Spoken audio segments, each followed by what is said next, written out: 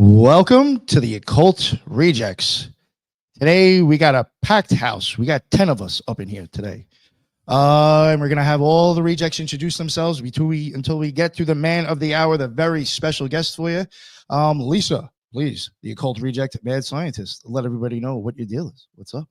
Thank you. I'm very excited to be here. Thank you for the invitation. Thank you, everybody. The only thing I have to plug is occultresearchinstitute.org, where a lot of our fellow occult researchers are contributing. So that's it for me. And I'm very excited to hear everything that Greg has to say today. Awesome. Yes, me too. Thank you very much for joining us. And Jin Frada the Ninja. What's going on? Well, thank you, boss. Not Fratter today, but and thank you to Greg Carlwood. Obviously, I'm really excited and / nervous. But so I host a show called Threshold Saints, which is serial experiments in speculative ontology. It's meta magic, meta reality, and metaphysics. And then I also co-host a Friday night space. We call it Friday Night Gnostic Mass, called the Grey Lodge, which Nick was so great to jump on last week when I was gone. So we've launched Aeon of the Daughter, which is an 11-part gospel of love, as well as our book club. And then also we're doing a new series called Welcome to Hapaboria, which is sort of modern American Gnosticism. So yeah, you can check me out, Insta, IG, Twitter, all that. And my link tree will be below. Thank you so much. Awesome. Thank you, sir. And JJ Vance, what is going on, sir? Nick, greetings, sir. Appreciate the invite as always. Fellow Occult Rejects, Greg Carlwood, great to meet you, sir. JJ Vance, host of Operation GCD, and more notably, not the vice president.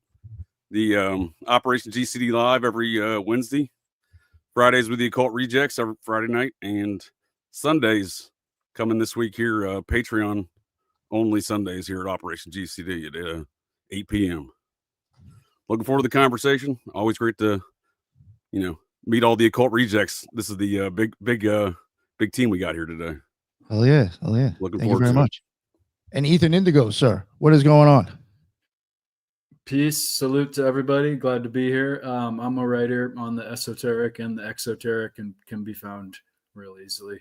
And check out Occult Research Institute. Glad to be here with everyone.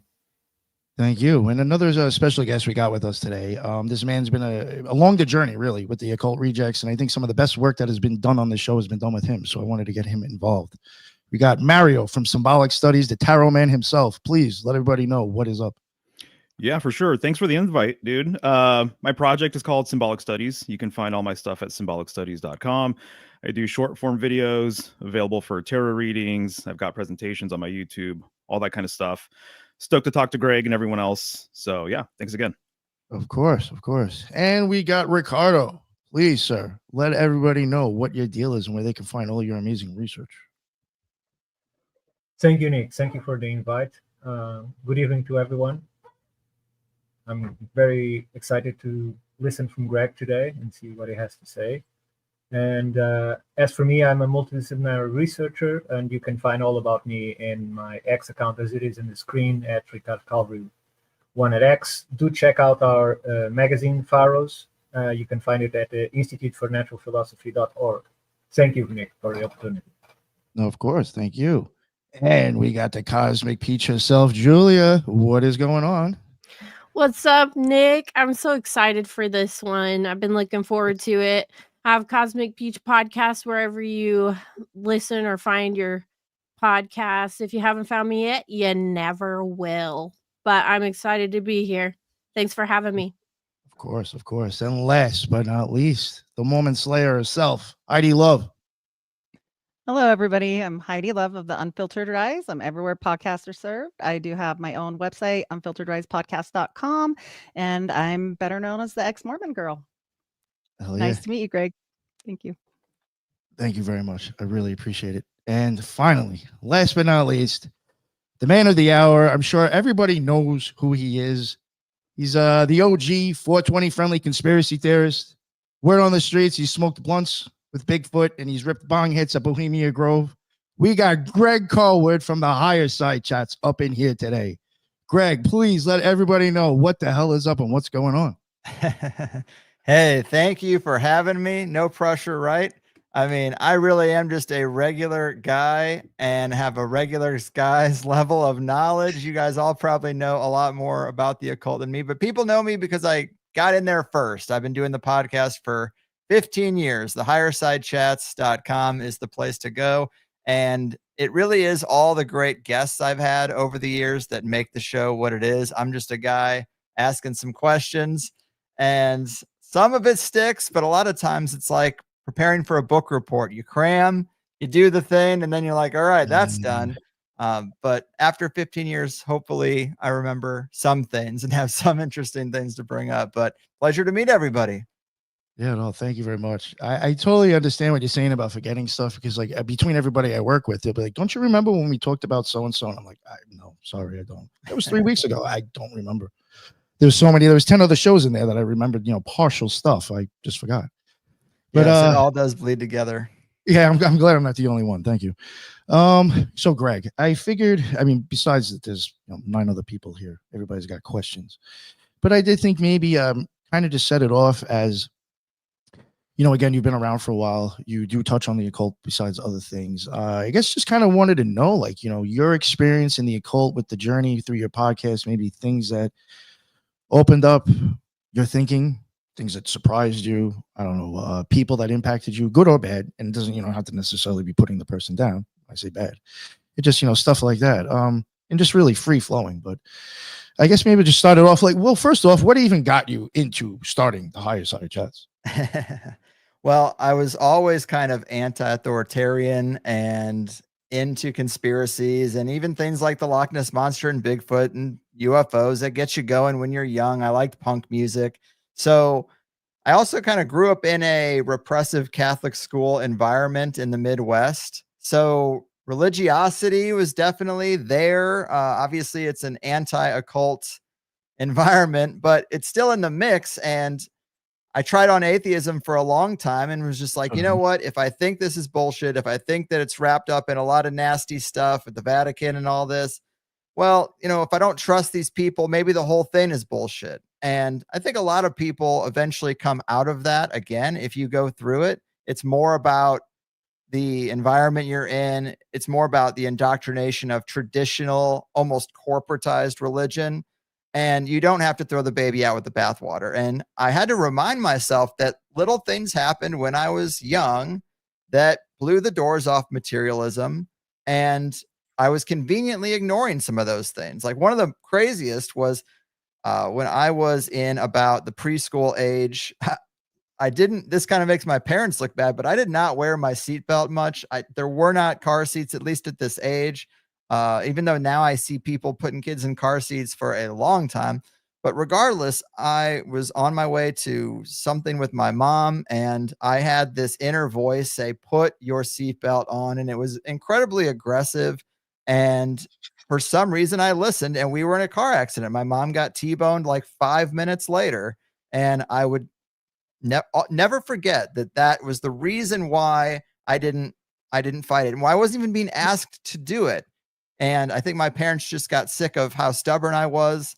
And in this particular instance, this inner voice was so loud. I was like, that was definitely intuition, some guardian angel type thing. I don't know if that's the higher self, whatever it is, but I think a lot of us have telephone telepathy, or we see something strange. Feel somebody looking at you.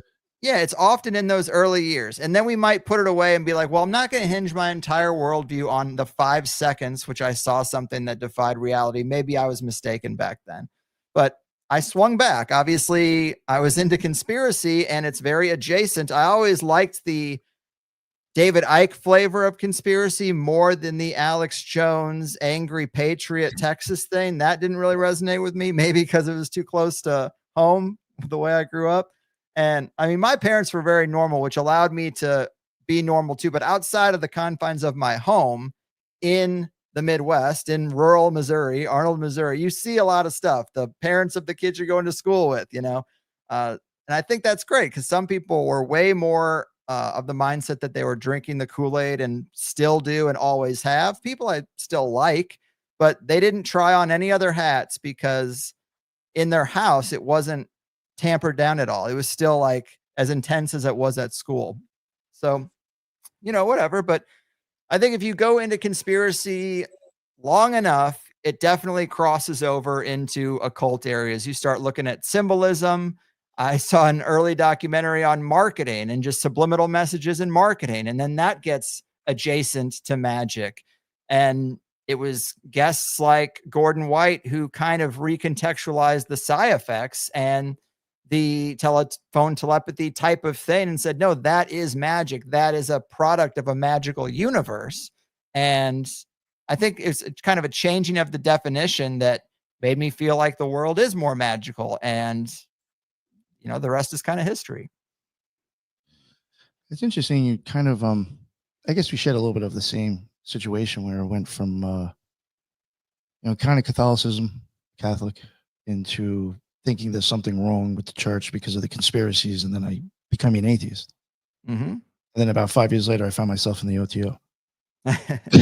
I did not go that far. Oh, you know, I did. Is sex magic really the big secret at the end of that? For me, my magical experience, yeah, I think I was given some secrets. Yes. So, but not at the sex OTO. magic? It was not. Wait. Oh, sorry. Did you wait? Say what did you say? Is it sex magic at the Oh OTO? no. You know that's the whole thing. And the experiences that I had, there was no ritual done, no sex, and all I did was meditate. Did you see the Gnostic Mass? Oh, I've been in the Gnostic Mass plenty of times.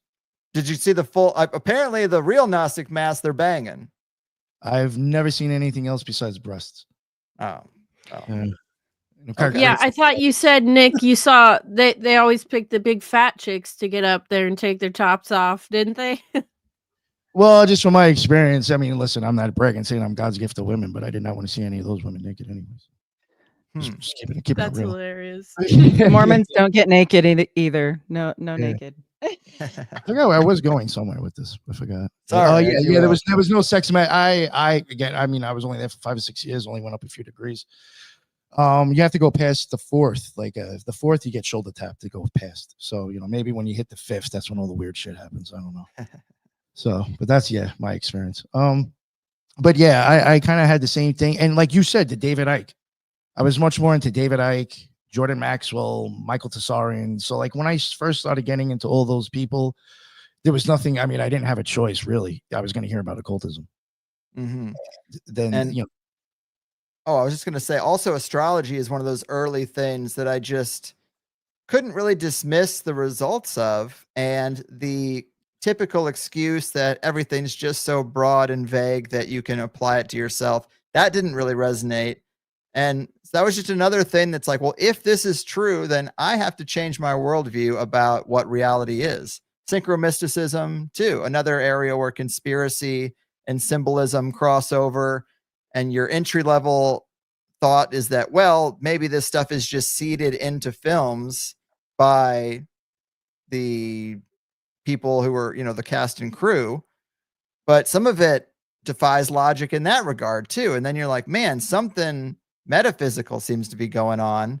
And then maybe you start thinking about consciousness and big events that well up a lot of conscious energy. And then maybe it manifests through like a muse-like way, where someone has to write something in a film and they're like, well, I'm going to put it as 9/11. Well, why did you pick 9/11? Maybe it wasn't absolutely conscious, but there's just some deep echo in the back of your subconscious that's like, this is an important date, so put it on Neo's passport. Who knows? But there's something mystical about a lot of that stuff. So those are just some other components that I just think, if you haven't gotten rid of materialism yet, just look at some of that stuff and try to figure out how it works in a material universe. I agree with it. Did anybody want to ask any questions? I do. I know what you do. I don't want to hog Greg's time or anything, but because you mentioned David Icke, you know, he's been scrutinized to like the max. Are you like a lizard people person, or are you like where do you fall in the lizard spectrum? Well, I think with David Icke, he's even clarified a lot of those comments. So it's hard to separate, especially in a pre-internet world. When I was getting into David Icke, you have the actual person, their actual material, and then the caricature that society reduces it down to. And obviously with David Icke, he was reduced down to the lizard guy. All these elite are literal lizard people wearing rubber masks And that's not true. That's again like the materialist viewpoint of what he's getting at, which I think if you take the metaphysical, spiritual look at what David Icke says, which he even himself now would say, it's more like there's maybe some deep, deep bloodline represented by reptilian symbolism. Why is the reptilian symbolism there? Does it go all the way back to literal reptiles, or has it always been symbolic? Mario's probably the guy to answer more of these questions, but I think that that's a literalization of what he's trying to say, which is something more metaphysical. A lot of people, when they have a spiritual experience with something they think is alien, reptiles come up all the time. I don't think they saw Hillary Clinton as an iguana in their living room, but they saw something on the astral plane represented as a reptilian energy. Like a serpentine like energy. Yeah. And so I think there might be, if you go back far enough, a physicality to that somewhat, but I kind of think like ufology was trying to find itself in a material worldview initially. So what are these things? They must be humanoid creatures from another physical planet, because they're not able to rope in the spiritual layer of reality. They can't have an explanation that changes that worldview, that fundamental worldview that everything's physical, Big Bang and everything. So if you're not going to have a spiritual layer to your reality, you get weird conclusions. And I think that's what the David Icke thing is I think he's very metaphysical, and he's trying to explain things in a way that makes sense. And he says reptilian, and people literalize it and say, oh, well, he means Hillary Clinton's wearing a rubber mask. And it's like, that's a little silly. But is she attached to a spiritual archonic presence that is maybe riding her and even possessing her to a degree because it recognizes power and it is a reptilian energy? I think that's probably possible, probably even likely. Or like some kind of bloodline thing almost. Yeah. I sometimes 100. wonder if that's a literalization too, but they definitely care about bloodlines. The elite are obsessed with that. So you have to reverse engineer. If they care, then it's something important. And what is it? Well, there's all the Steiner stuff. When Steiner talks about blood, I'm like, that is your spiritual essence. So maybe it's splitting hairs talking about a reptilian bloodline and a reptilian spiritual energy attachment. It's probably, maybe that's how it's connected in through the blood. And the Nakash, I think it's connected back to the garden. Like, you know, there you go. Like I say, you guys know more than I do about a lot of this stuff, but these are the conclusions when I've, after 15 years of asking guests, some things resonate and some don't. Some things you hear more often than others. And, that's basically my broad viewpoint on how reptilians can exist and probably do. If I I agree may, with you 100. if I may, Greg. So you said many times of what you heard from people, but my question is directly to you and not to those people, to your personal experience. So after all you've learned of the experience you accumulated, transforming that knowledge into some form of wisdom, how do you see reality? How do you conceive it to be today, and how it relates to consciousness and existence in itself? Well, I think I settle on the soul school hypothesis that we come here to have physical experiences. We're fractals of the Godhead, and we take that experience back to the central supreme consciousness and fold it in. And I don't know why. There's a lot of explanations. Like the basic one is that consciousness existed, made a physical container for itself, and that is only enjoyable to play through if you come in with no memory that you're God. And I think that checks out. That kind of makes sense. And if you push on the reality we have, then you can quickly find out it goes deeper, but you can go your whole life without pushing on it at all and just live a straight experience, a straightforward physical reality experience, which is probably what it was somewhat designed to do. But I think it's, a realm of experience, which is what I think is really sad when so many other people I know don't fully dive in, and that's where the conspiracy comes in, is I think so much of it is about capturing our attention and wasting our time. Like just jobs, obviously, number one thing, to say that 8 hours a day you're going to sleep, 8 hours a day you're going to work for us, and then you get the other 8 hours, but some of it's traffic. Then you're going to have to eat. You're going to have to get ready for work and shower and all this stuff. It really starts to get whittled away to, okay, I guess I have 2 hours in the evening to watch a fucking Netflix show, and that's it. And so I think a lot of it is wasting people's time and keeping them from engaging in the experience. I don't know what the elite are exactly, if they hate God or if they're fallen angels or something of that realm, or they just want to corrupt the experience as much as they can. So they do genetic tinkering and all this other stuff. But it seems like they're very spiteful of experience itself. And so I think that they have tiers of ways they attack it. And one of them is just like, have all these people waste their time in a numb state of baseline consciousness, never explore anything, snuff out their curiosity, and just neutralize what this thing is designed to do. And they do a pretty damn good job of that. I think we all know people who barely ever get off the couch outside of going to work and coming home in the evening. So I like the soul school idea that it is a realm of experience and hopefully learning and hopefully progress. I don't necessarily have evidence of that part, but it just seems like, why do it otherwise? That is so true. That is literally so true. I almost feel like before I started podcasting full time that I was like clinically depressed. I was working like 12-hour shifts at a hospital, and I would come home and just like zone out almost. And the system is like set up to where you're just a cog in a machine. Yes. And that's how you feel literally. I mean, that's so true. Especially the medical system, the way that they have people working those shifts, that's not necessary. There's definitely got to be a better way, but it is more closely to how you would structure psychological torture. So I think that the conspiracy comes in with the medical stuff where they don't want anybody to wake up. They don't want the people working in the trenches to even have time to think about what they're doing. Just go, go, go. Here's the book. This is what we do in this instance. And don't think about it. There is no variance. Take your orders from on high. We saw what that did a couple years ago.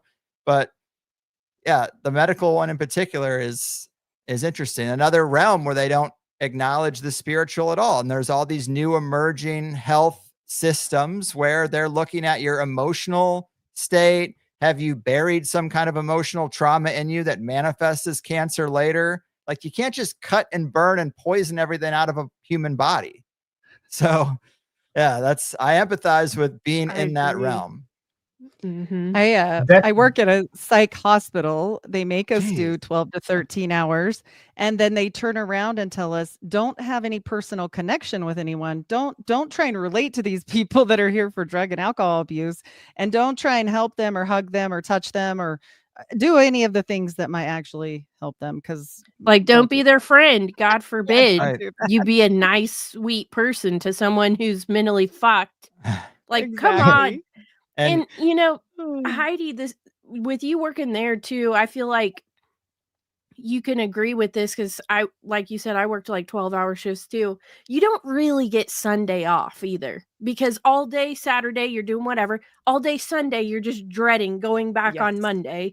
So it's like literally a never-ending loop of just like, why the fuck am I doing this? Why the fuck am I doing this? Right. And I mean, I'm so glad that I'm out of that. But for all those who are listening right now that are stuck in it, trust me, the way that you feel is the way you're supposed to feel about it. I mean, it sucks. Dicks. When you sometimes they'll mentioned say, oh, sorry, go ahead. Sorry, I was just going to say, Julia mentioned depression, and I definitely think depression is a natural reaction to something that you're not doing in accordance with your true will. Yes. Like, that I totally agree. Me and my wife had a real tough, my now wife, then it was early. She could have got out. But in the beginning, she was like, I have real concerns. If we're going to get raw and honest, I have real concerns that you're never going to be happy unless this big Hail Mary thing you threw, unless that works. And I was like, well, you're probably right. So let's hope it works, because you can't tell me to just change my attitude, just flip my attitude about this thing that is sucking up so much mental energy and physical time. As a store manager of GameStop, you got it's basically 50 hours a week plus travel time. Then you have people who are paid such a low wage, they're all incompetent. You only have your choice of incompetent people to put in your store. So they're constantly calling you when you're off the clock too. It's miserable. You're making 35 grand a year to run a $2 million store. Your salary, the salary of the boss of the whole store, is a small little line item. It's like not less than the taxes paid probably. And yeah, sorry, I am going to be miserable if I'm stuck in this, because I can't just pretend that it's a good life when I'm in a cul-de-sac to nowhere in the retail ecosystem. Luckily, it worked 50 out. hours Though. a week and you're still Yeah. eating Taco Bell and Oh. wondering how the fuck you're going to make it to the next paycheck. Like, think about that. It's such a slave system for Mhm. real. You have time to shit and shower and go right the fuck back the next day. And Right. like, it just, I don't know.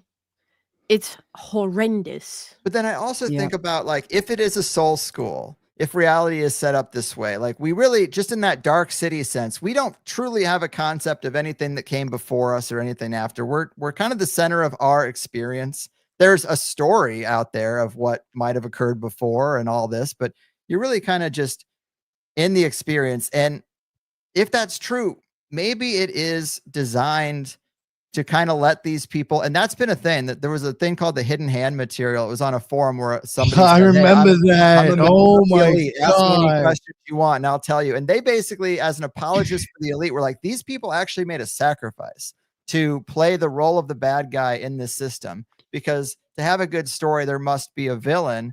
And part of that is you need to push through the difficulty and push through the depression and rise above it and change the circumstance. That is the nagging thing, you know, the stick in the rib cage. It's like, hey, come on, do something, move.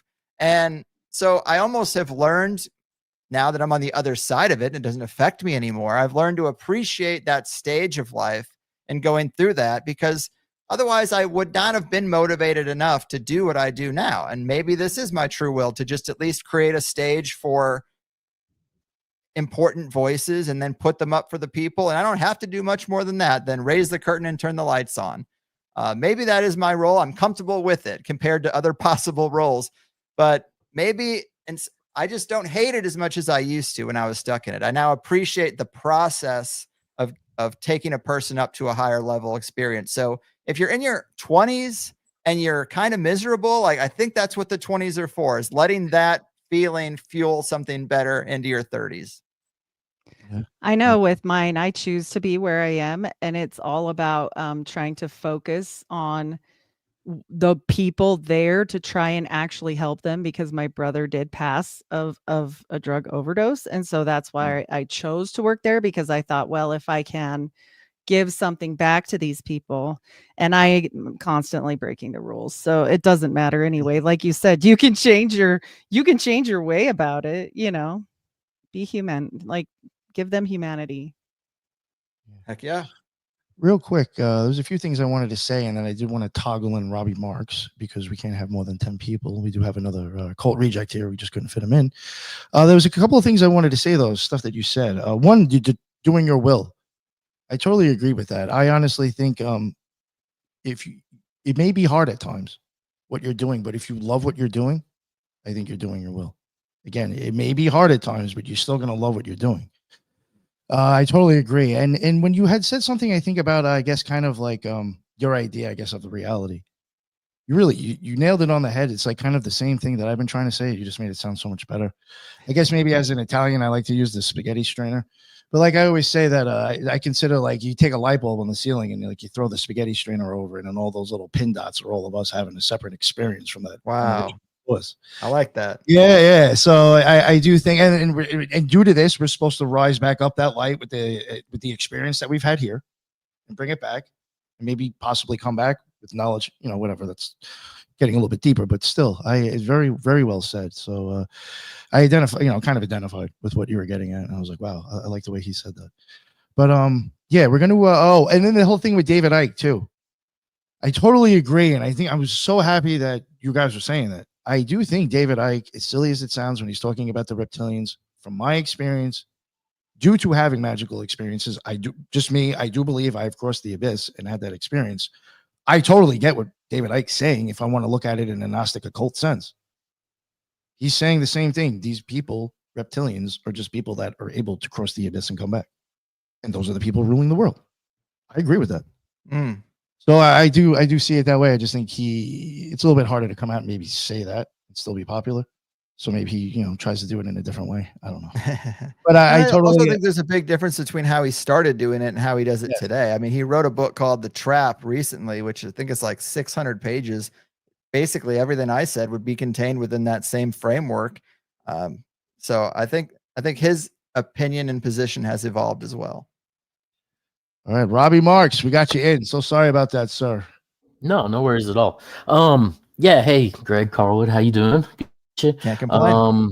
As I'm an artist, I do art illustrations. I do a lot of festival, band type merch, stuff like that. I've been an independent artist for going on 35 years.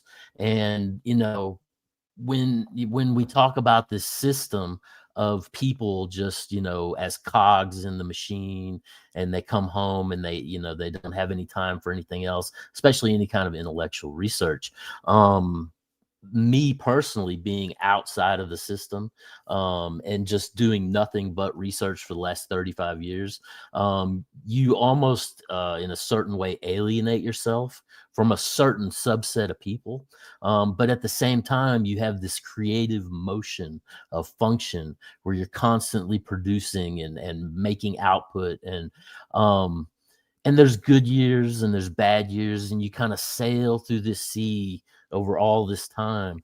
Do you find yourself constantly trying to reinvent yourself, or are you happy with the general production level where you're at now? You know what I mean? There's this constant struggle with, it's like sometimes, after 35 years of this, I say, I want to run away and join the office because I work 24 hours a day, 7 days a week. I'm always on call. It's just, it's a whole different lifestyle, but your work becomes your life, basically. Yeah. Grass is always greener, as they say. But as they say, yes. Yeah, I kind of agree with that. When I was in Armenia with Graham Hancock on this research tour, my website went down, and I was in Armenia with no signal, and people are like, your website's just completely not there. And I didn't have people at that time to help. So I'm like, okay, my flight's in 6 days. I guess I'll just hate the rest of this trip until I can get back home.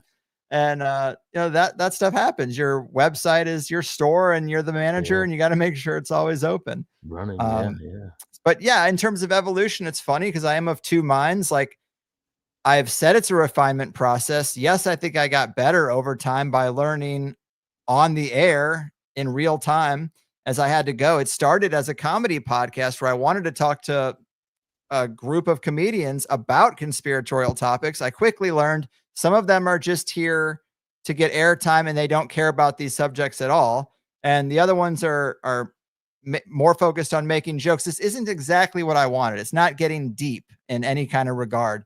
But I was going through like Ari Shafir, Joey Diaz, for people who listen to comedy podcasts. Like, that's who my early interviews were. And then I did Marco Tessarion, and I was like, okay, this is way closer to what I would want to listen to. So it is a refinement process. Some people would close down shop and open up under a new brand and all this kind of stuff. That's what people do today because they know how lucrative podcasting is and how it's all got to be like polished and tight.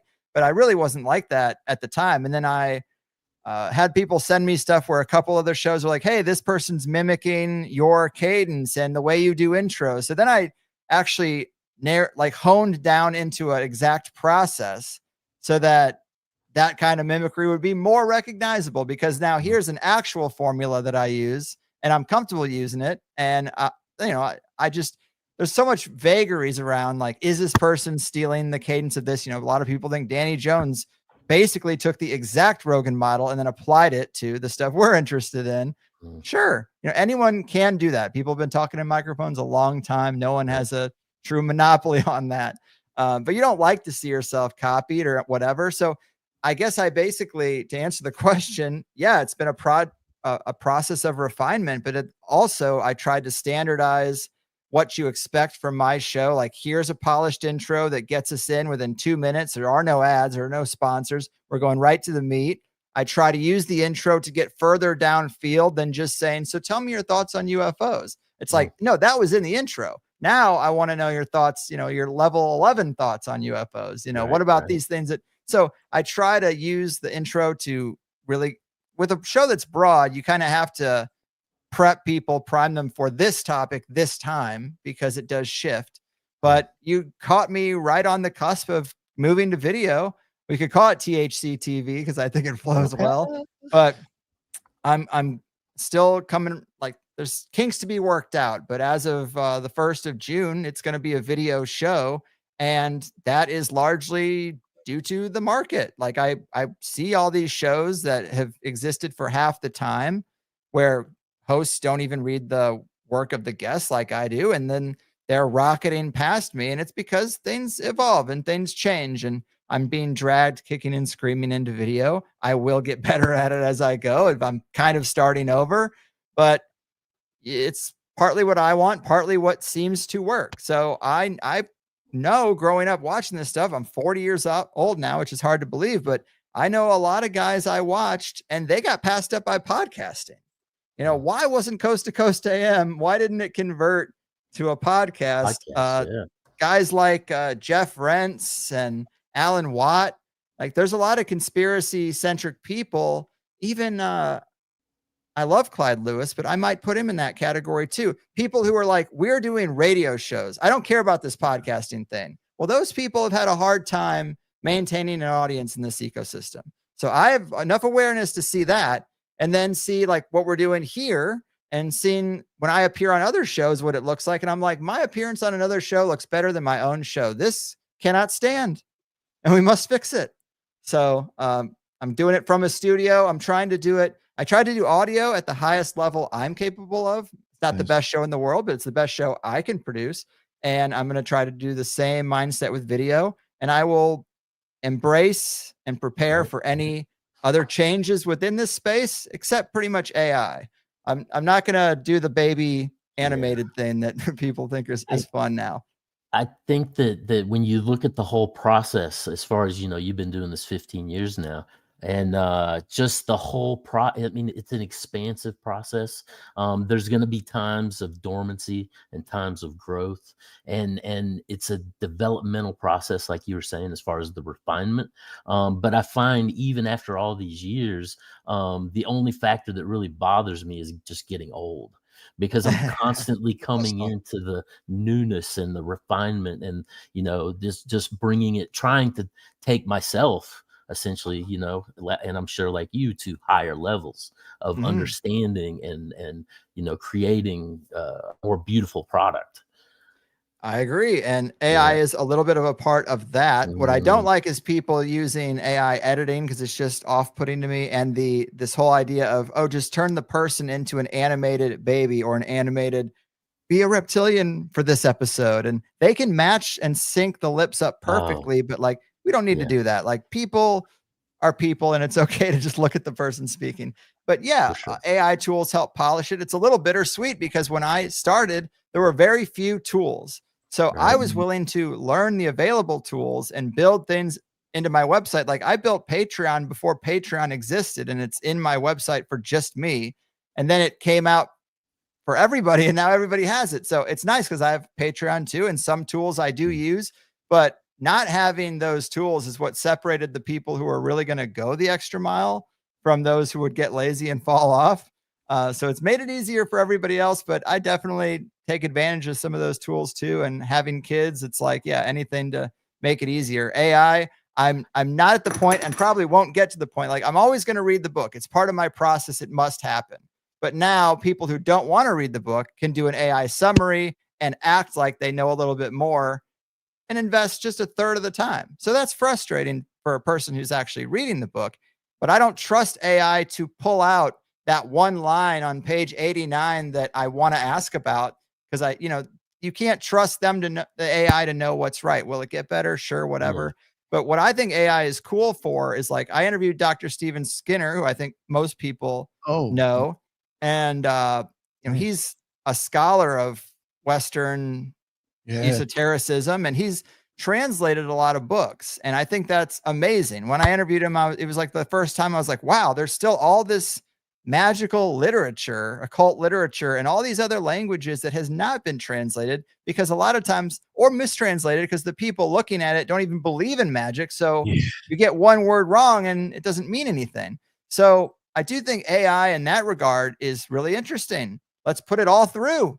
Let's ask ChatGPT, at least get us a starting place. You know, you could take in a day a bunch of stuff that isn't translated. Anyone could, as long as you have access to the initial digitized file of something, whether it's Latin or whatever, like play around with it. And we have now got tools where we can resurrect old rituals or old occult understandings that weren't meant for anybody else. Yeah. And you can do it instantly. I've thought about that because I've gone down to the Beinecke Library that was in Yale. That's over in Yale, and like I've actually like touched like certain like Heinrich Kuhnroth books and like and taken pictures and videos of these things. I'm like, yo, if I could probably get somehow AI to like maybe like trying to transcribe that. Yes, pretty impressive. Now I did see that they had an AI that was specifically working on the Sumerian clay tablets to translate, because there's hundreds of thousands of those. So they're just scanning them in, and they have an AI that's actively translate. So we're gonna have some more, Epic of Gilgamesh and kind of this library of Ashurbanipal that's gonna proceed to come forth that they didn't even know about in the late 1800s as far as esoterica. I would be a little careful with that stuff because you still have an interpretation from academia presenting something on Discovery Channel. This is the new understanding. It's barely different than the old understanding, but now we have it confirmed because AI. That's gonna be happening, but you can do it yourself. That's what I think is so great. And then, you can read between the lines, because I do think some of these programs have a neutrality to them, but some of them also don't. You ask a lot of these programs what happened on 9/11, you might as well ask Chris Wallace or Anderson Cooper, because they will give you their answer. There's a consensus answer. That's what it's good for in those kind of situations. And then there's a more alternative answer. But I think with translations, that's so mathematical in a sense that I do think that you can trust it to get some things right, but they're going to try to shut a lot of that down. But you have access to it right now. Yes. Real quick, if you don't just get real quick, I'm just going to remove Robbie, bring Julia back. And I think Lisa did have a question real quick too. And then we'll get to somebody else. Yes, I wanted to build upon what everybody has been saying lately, and then what you had said right now, Greg, in that, so over the years, you have interviewed like an enormous amount of alternative researchers.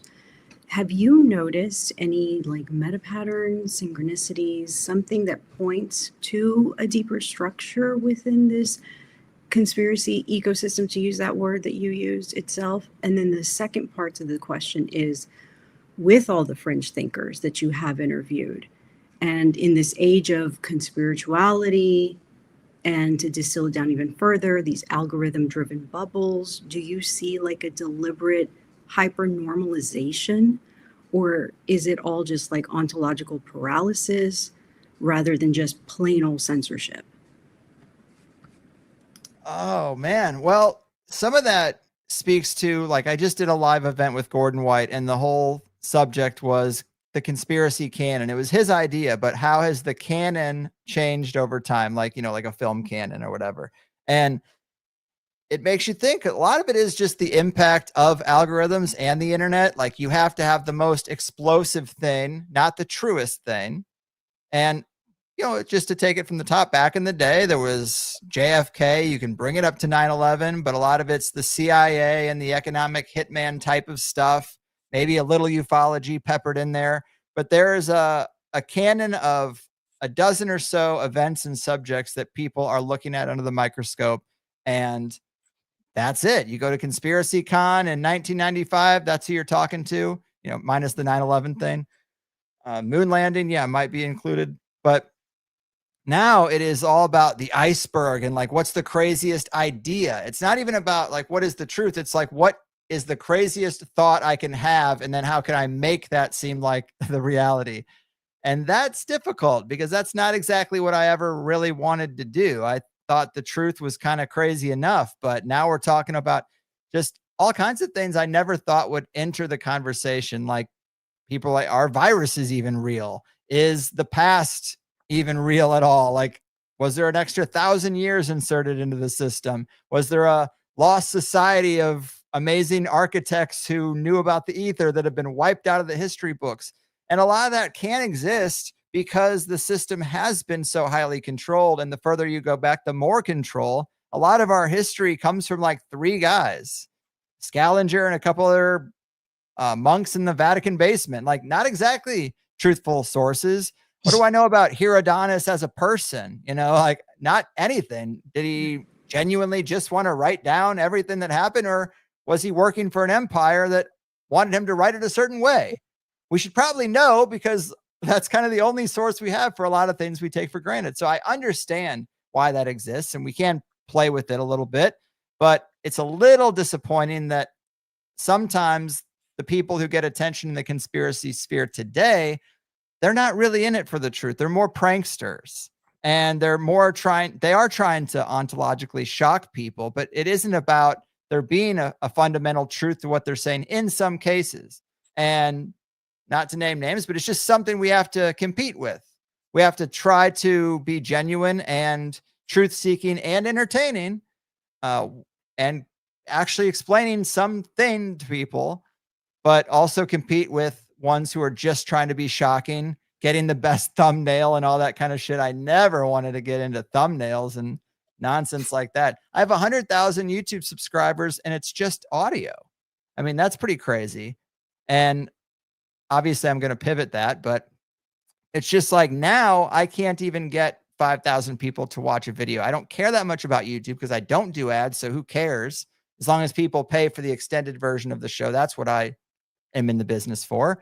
But because it's not ad-based, that doesn't matter. So I'm not really playing the chase the algorithm game.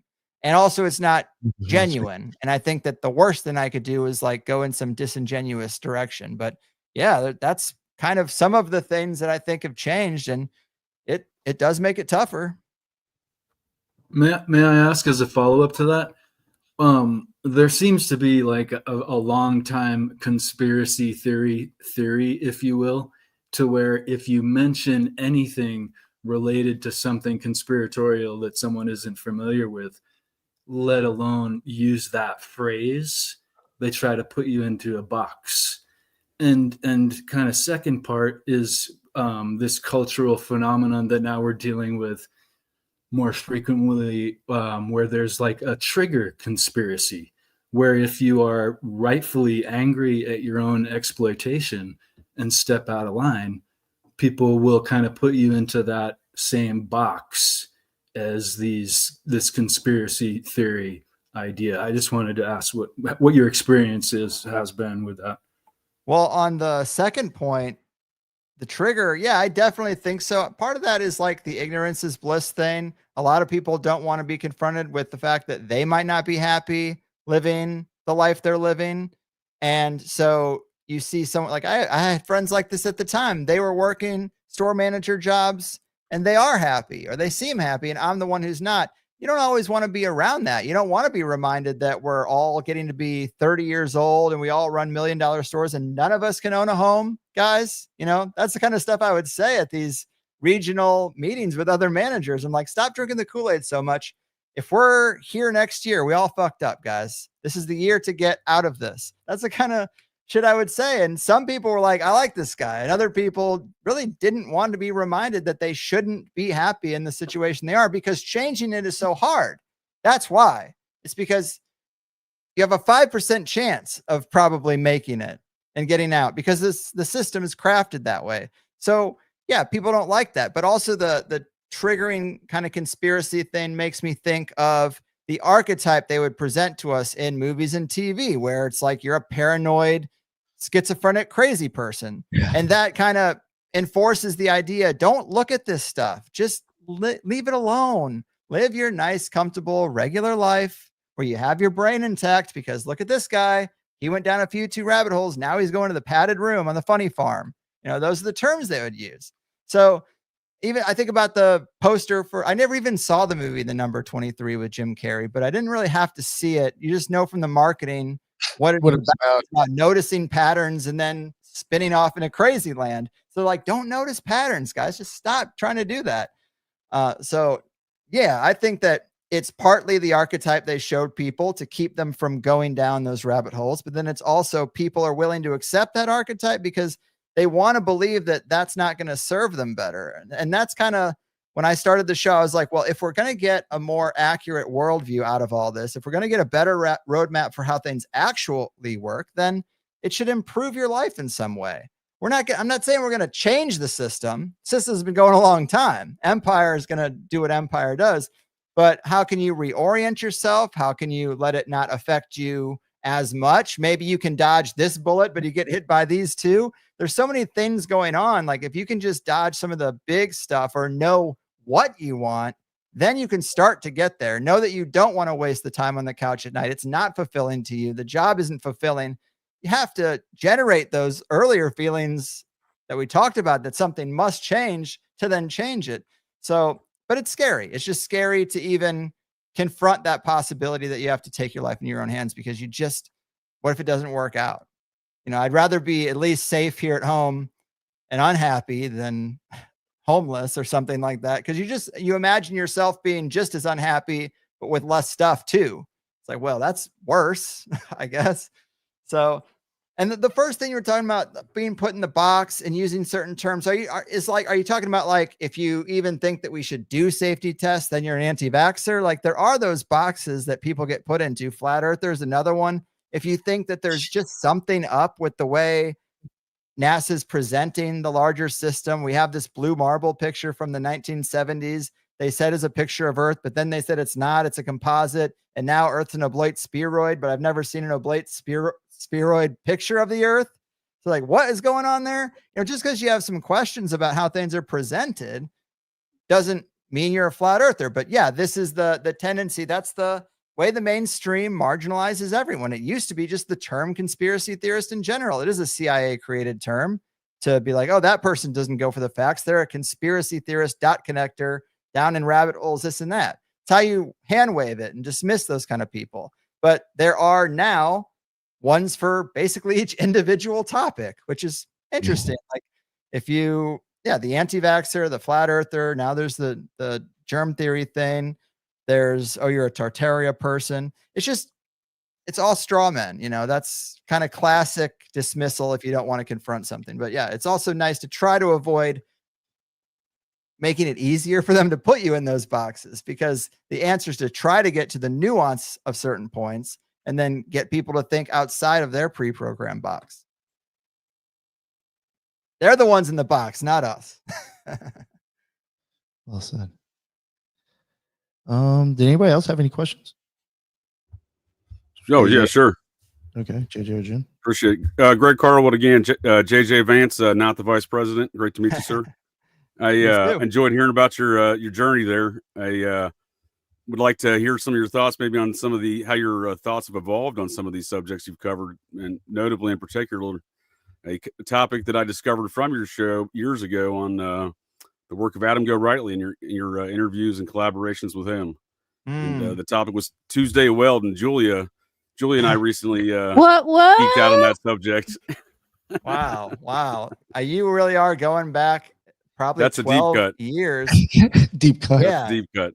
Well, let's just say about Adam Go Rightly, I like and appreciate Adam Go Rightly. He, at a time when I never really wanted to do the show myself, but I had a couple of buddies that were going to do it with me, and they just weren't as dedicated. So I was like, well, I guess I will do it myself. But then I started to have cycling co-hosts. So I do a show every, say, Saturday.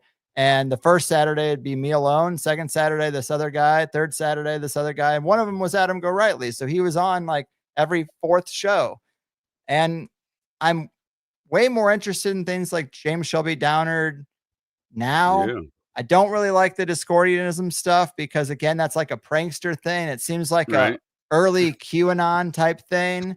And the way Adam would write sometimes, I'm like, are you just, again, like, you don't believe this, it doesn't seem, but you're writing it so like maybe it's true, but you don't believe it. So like, what are we doing here? Like, are you just trying to be provocative, or are you trying to and entertaining, or be truthful?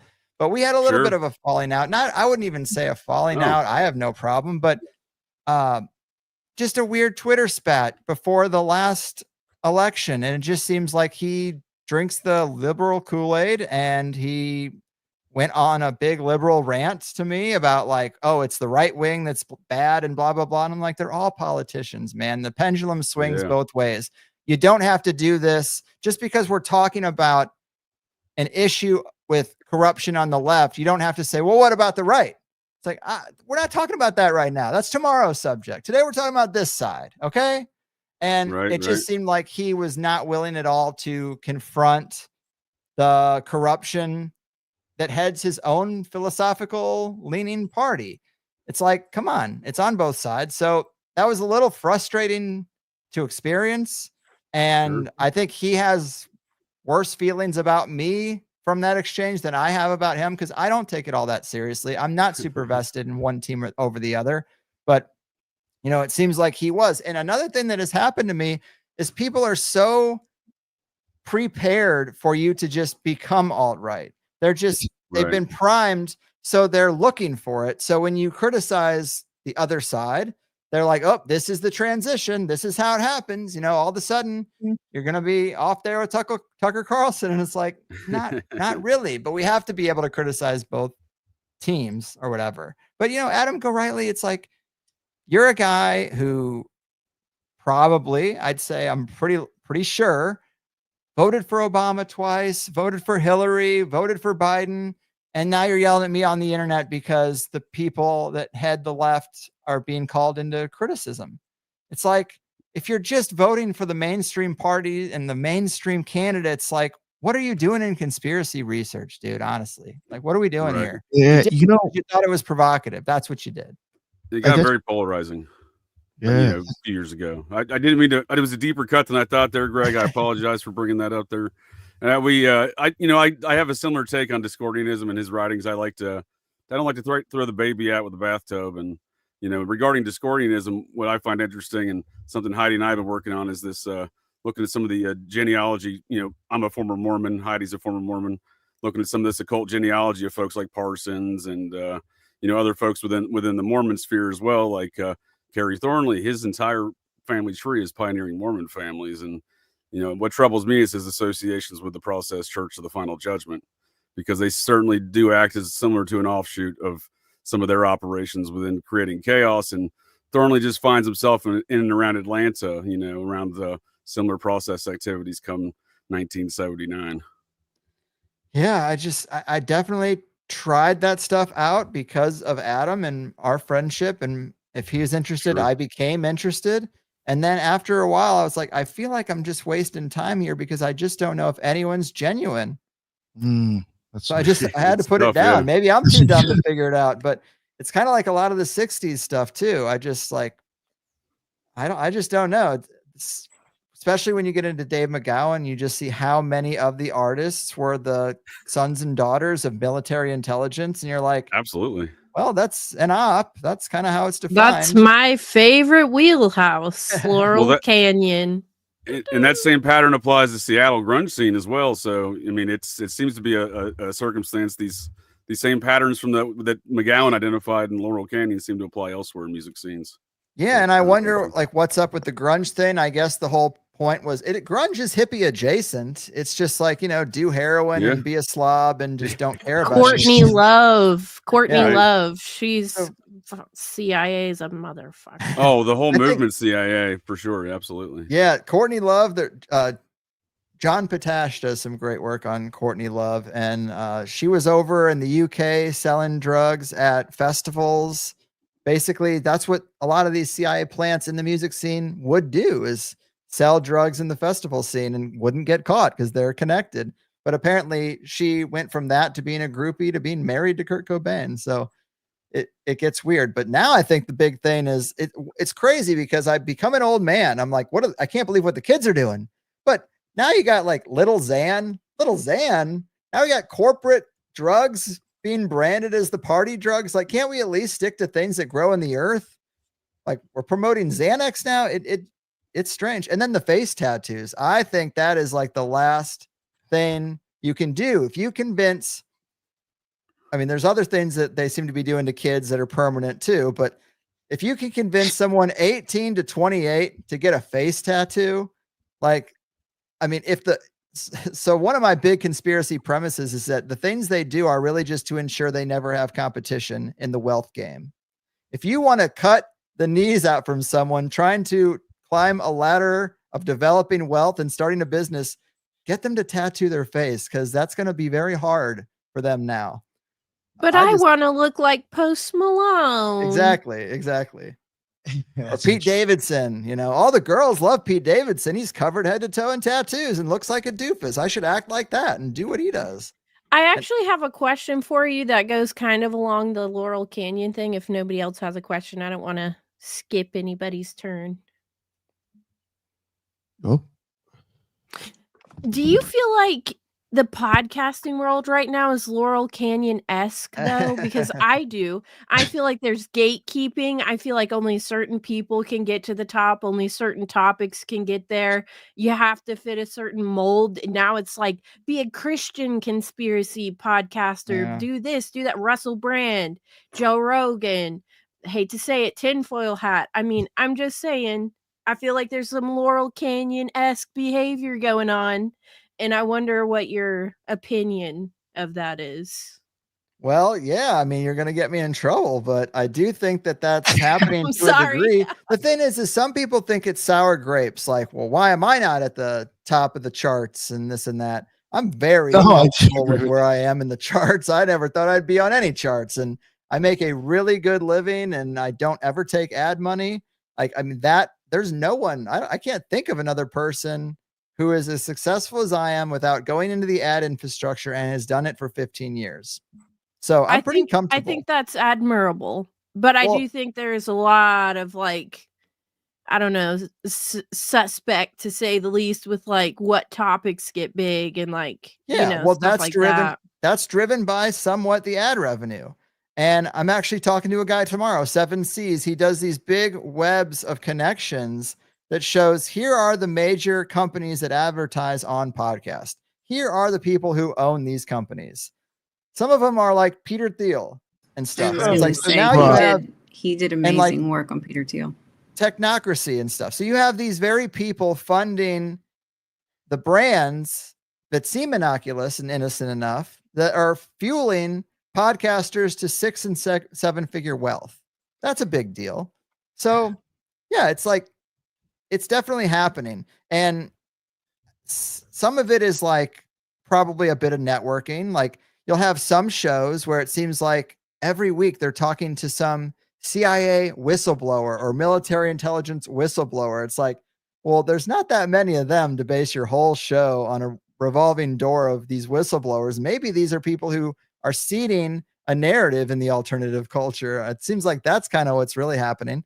But Candace Owens gets me every time because I feel like she like switched up like halfway through she was all Trumping and now she's talking to like ex-CIA and like all. She has some good episodes and I like some of her research. Don't get me wrong. I'll listen to an episode or two, but I just think that yeah, I mean, it just seems like Russell Brand is like everybody's coming out as a Christian or everybody's coming out as like, this is the thing to talk about. And I wonder how, if they're genuine, you know, I hate disingenuine podcast hosts because it's like, I want to learn something from you. I want to like you, but you make it fucking impossible because I don't know if you have any integrity. You know what I'm saying? Right. Everybody knows this is my big like whistle to blow within the podcast community, I think, and I get some fair backlash for it. But if you want to know the fruits of people's labors, why don't you watch? And then on top of it, if you aren't bought in, like what Greg's saying there about like who finances who, I always look at stock holdings. I always look at all this stuff for these big corporations, like who's playing in whose field, right? And then genealogy, as JJ said, you either bought your way in or you bled your way in, and that's the only two ways there is. Especially in conspiracy in comedy podcasting in particular, it's hard to find a comedian podcaster in the top 10 that doesn't have something going on, usually just really rich, connected parents. Isn't that crazy? Brian Callen gets it all the time because Brian Callen's dad is a CFR think tank banker guy, but it doesn't just stop there. I mean, there's other ones that have hedge fund manager fathers, and Theo Von's dad was some Polish aristocrat. And it's like, Theo Von, you can't, that's the other thing. You can't control what your parents did. You're born into this life. You're born into the skin you're born in, and you're born into the family you're born in. And that shouldn't stop you from doing whatever you want to do. And if your parents give you a little seed money, I don't think that's bad. So I don't really have a problem with that. It's about it. If you're using it to, do information, disinformation filtered out through your podcast, great. But then the thing is like Theo Von's got this dad, right, who is a Polish aristocrat. And you can say, well, his dad was like something crazy, like 70 when Theo was born or something really crazy like that. And so he didn't really even know his dad very well, but there might have been some benefits and some effects, but he probably just wanted to grow up with a dad. And now the internet's raking him over the coals for this. But on the other hand, he is interviewing Trump. He's interviewing the president. So what's going on here? Because it seems like those connections do manifest. He's interviewing the president? Well, he already did. Oh, fuck. He did a 3-hour interview with Trump before he got elected, and right before Rogan did even. See, I weird want to scenes like inside these the comedy people, store. But there you go, JJ. I want to like these people, but there's just too much. I don't know if I would lump Sam Tripoli in there, though. I mean, I heard you mention him. I was a little nervous. I was like, is this a gotcha? Because I think that the Occult Rejects and Sam had a dust up. I don't know what it was about. I just know he's been nice to me. He let me live out some fantasies of performing at the comedy store that I had no business doing. But now I can at least write it off. Like, I did do that. Yeah, I've met him a couple of times. I mean, I don't have anything against him or anything like that. I just, as a conspiracy theorist in this realm, you have to question everyone, like even any of us, But if we're talking about like who has had an advantage by being connected through the system, I don't know if Sam conforms to that model. I don't know his parents or anything, but he strikes me as someone who has just been putting in the sweat equity at the comedy store for years and years. And then podcasting happened and he transitioned. And yeah, he does a bunch of ads. He sells memberships. He does everything he can do to make it a career. He's also dealing with the LA scene and like what that whole culture is. But I feel like he finally had his energies and efforts pay off in podcasting. And it was only maybe not paying off so much or getting him to the middle of comedy, or he was doing more of like putting shows together rather than like being the head. I don't know exactly, but it seems like comedy itself was a lot more lucrative for a lot of his friends than him. And now, and that's what I'm thinking. That's what I think. If we're trying to assess like who is connected, who is disingenuous, who's using daddy's network to funnel think tank guests through to the airwaves, I don't put him in that category. But I mean, I also probably picked him bad. I think I have a pretty good picker, but there's definitely times where after reading a book and not wanting to cancel, I'm like, shit, I don't know if I buy this narrative or not. I have a problem with being too nice. So sometimes people will come to me with a pitch and I just don't want to say no. And I'm like, yeah, we can do it. Now, a show like Sam or a show like a lot of other ones that are ad supported, you just say, yeah, let's do it, because you can always do another one. I'm in the business of selling 5 good interviews a month. So if I give 3 of those slots to people who pitched me and then I'm like, this is kind of milk toast, I still got to do it. And that's in my thing. I didn't make it. I mean, I can't say I didn't make any money from that show, but it's not the same as just another Satva ad supported show, another BetterHelp supported ad. Yeah, 100. Greg, to build upon that. If I might add a caveat on the weird scenes inside the comedy store and the dust up you previously mentioned there, Greg. Yeah, I wasn't trying to re-dust up anything. There was a good analysis there, a good assessment. But what I was referring to is the fact that you got all these major, if you're a comedian in Hollywood for many decades, the Shores, the folks who ran the comedy store for many years, Pauly Shore's folks, they gave the green light. If you were getting on a Hollywood camera in front of a camera as a comedian in any film, like you were getting greenlit by the Shores, right? That's kind of the way I look at the weird scenes aspect to it. Sure. I mean, Sam brought that up in the interview I did with him, as he was like, nice. Think about he didn't get too deep into it. He was a little vague, but he did say like, think about that culture, all the heavy hitters going back to like the Eddie Murphy, Robin Williams days, like everyone who's anyone is there at the Comedy Store. You think that it wasn't infiltrated by intelligence? And he kind of left it at that. But Yeah, I mean, makes sense. absolutely. Yeah, to build upon that with what JJ said and what you're saying, it's almost, like you said, disingenuous. We see a track record of the Alphabet Boys and intelligentsia infiltrating every single faction of culture and influence. And so it would be somewhat educationally naive to not think that they have not infiltrated, especially the conspiracy realm, especially the conspiracy bubble. And on For that whole premise, do you think that potentially that the conspiracy algorithm bubble is kind of like an MK Ultra spillover, and that they're programming people through these conspiracy targeted, I guess, podcasters, and that they're like a psychotronic layer that's being exploited by statecraft? So it goes Ooh. well beyond data mining. But now you've taken the projects that happen in Harvard or in Stanford or in Esalen, and now you've gone global. Yeah, I don't know how much it applies to conspiracy podcasting as much as just the internet and social media in general. Obviously, we're all participating in that to promote every show and every venture that people have. But yeah, I think social media was kind of designed out of that. I interviewed this guy Schwab a couple of times, and he's gone deep on early cybernetics and just early computer gaming and how it was psychologists and behaviorists logging data, watching patterns, seeing how minds react to this and that. And that's all like stuff from the 80s. All of that is the data that gets used today, even still. So yeah, they're constantly refining.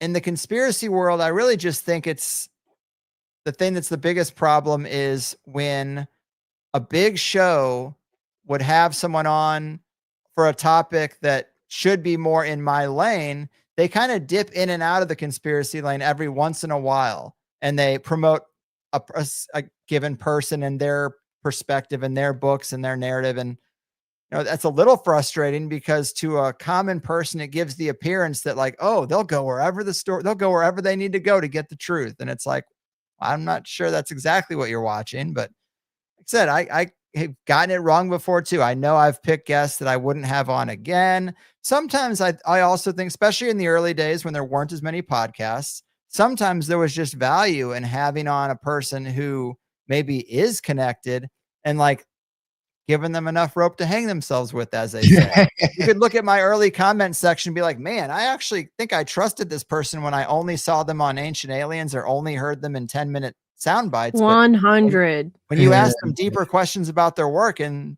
let them go for a full 2 hours, now I don't think I like this person anymore or trust that they know anything. And I'm glad you said that. Yeah. That doesn't happen as much these days, but it had a value for a certain amount of time. I can imagine it was slim pickings there in the beginning too, as long as you've been doing it. It's harder now. Back when I was doing it, nobody was asking these people for interviews. They were jumping at a chance to be interviewed on a show that didn't sound like shit and wasn't full of ads. Now, part of the reason why I'm pivoting to video is I have liked to present guests as best as I can through the audio quality, the intro, this and that, the audience size, but that video component is missing. And so I think it's harder to separate. It's harder to see what's special about my show without being able to show someone a video component if they're not already familiar when there's 30 other people asking for interviews and lying about their numbers. Usually, so many people just say, oh, I got 1 million listeners. It's like, you don't, because there's only so many people that do. I don't even. So, you're in the top 1% of 1% of 1%, and I've never heard of your show. It's possible, I guess, but I have kind of had my finger on the pulse of this place for a while. So you're competing. You're trying to get an interview with someone who is in high demand, hearing kind of manipulated numbers from other people and having a video presentation where they're like, oh, well, that looks pretty good. People are vain. They want to look good. They want to be presented well. And if all I have to show is audio, it's a little hard to show how well they'll be presented in that audio format. So it's another reason to pivot is I think I might go back to being able to get any guest I want. Whereas right now I get more no's than I used to get. I get more no's today than I did 10 years ago. And I think it's just the volume. That shocks me. It's the volume of people asking. And are you finding all of these guests yourself, or do you rely on, or do you have an assistant or anything else, or you're just crawling the boards and stuff? Because that's a ton of work, dude. 5 interviews a month and then reading their material or catching up with their videos and stuff like that. That's a lot. Yeah, that is a part of the job I've never outsourced. I outsource the editing. I outsource the clips. I have a team who makes social media clips, and you know how everybody's using the same AI little clip making things now. And I'm like, you guys go ahead, make them, post them. I don't care.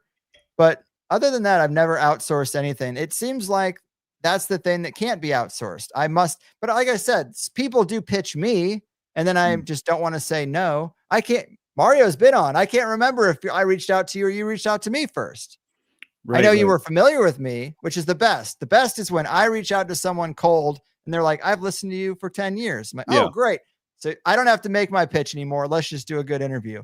Then it's like, I picked them and they know me already. That's great. But I can't remember who pitched to, but it's you reached out to me and it was exactly that. I was like, oh dude, I've been listening to you for like a long time. Yeah, that's the best. But I get emails every day it's usually from the same like PR formatted interview of like, we love what you're doing at the Higher Side Chats. We want to introduce you to this person. And it's like almost always I should just say no to those just on principle. Like just say blanket no and go find your 5 each month, you know? It's really no big deal. I see in the chat someone wants to talk about Twyman, which I don't mind talking about, although it does get me in trouble because I don't choose my words carefully, and on sensitive subjects, people don't like you to just wing it. I prefer it raw. Just go for it. Oh, well, real quick. What do you want to know about? Actually, could Robbie just go first before we get into that? Because I didn't bring it on the screen. Well, I was basically going to follow up on exactly what Lisa was talking about in regard to this. As you go back to the World's Fair, and there was the Nimrod Ferranti first digital computer. It was a gaming computer, and they've slowly worked it, and then you get into Norbert Wiener and cybernetics, and you just follow this up into the modern, DARPA and everything that's going on.